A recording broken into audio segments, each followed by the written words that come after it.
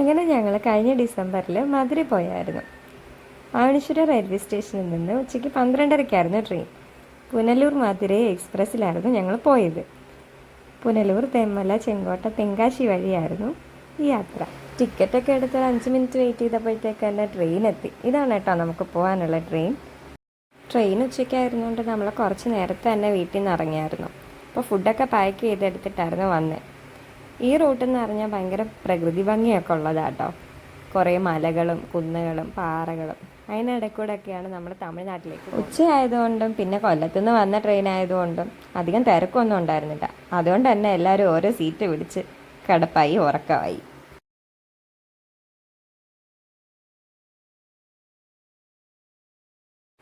അങ്ങനെ നമ്മൾ തെമ്മലയൊക്കെ കഴിഞ്ഞ് ഇങ്ങനെ പോയിക്കൊണ്ടിരിക്കുവാണ്.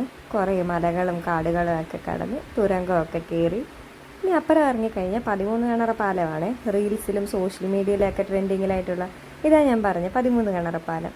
ഇത് നോക്കി, താഴെ നാഷണൽ ഹൈവേയും തൊട്ടപ്പുറമായിട്ട് തന്നെ കല്ലടയാറും ഒക്കെ കൂടെ എന്ത് ഭംഗിയല്ലേ കാണാൻ.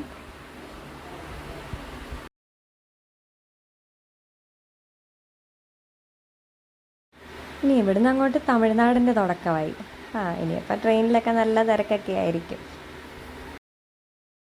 അങ്ങനെ നമ്മൾ ഏകദേശം വൈകുന്നേരത്തോടെ ചെങ്കോട്ടയൊക്കെ എത്തി. ഇവിടുത്തെ വയലുകളും കൃഷികളും അങ്ങനെയൊക്കെ കണ്ട് ബോറടിച്ച് കുറച്ച് നേരം ഗെയിമൊക്കെ കളിക്കാമെന്ന് വെച്ചു. ഗെയിമൊക്കെ കഴിഞ്ഞു. പിന്നെയും പുറത്തോട്ട് നമ്മൾ നോക്കുമ്പോൾ കാണുന്നതെല്ലാം കൃഷിയിടങ്ങളും തോട്ടങ്ങളും അങ്ങനെയൊക്കെ. നമ്മളടുത്ത തെങ്കാശി എത്തി. അവിടെ നിന്ന് പിന്നെ അടുത്ത ടൗണുകളും ഒക്കെ ആയി. ഇതേ അത് കണ്ടോ, കാറ്റാടികളാണ് ആ കാണുന്നതൊക്കെ. ഇവിടെ തമിഴ്നാട്ടിൽ മിക്കവാറും എല്ലാവരും വൈദ്യുതി എടുക്കുന്നത് ഈ കാറ്റാടികളെ ആശ്രയിച്ചിട്ടാണ്. ഇനി നമുക്ക് വൈകുന്നേരത്തെ സ്നാക്സിലേക്ക് കിടക്കാം.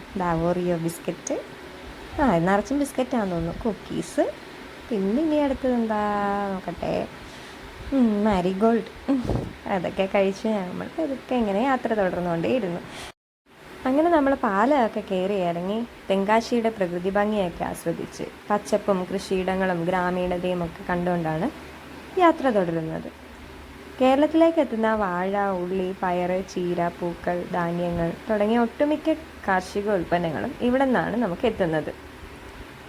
ശേഷം ചെറിയ ചെറിയ ടൗണുകളൊക്കെ ആയിട്ട് നമ്മൾ ശിവകാശി എത്തി.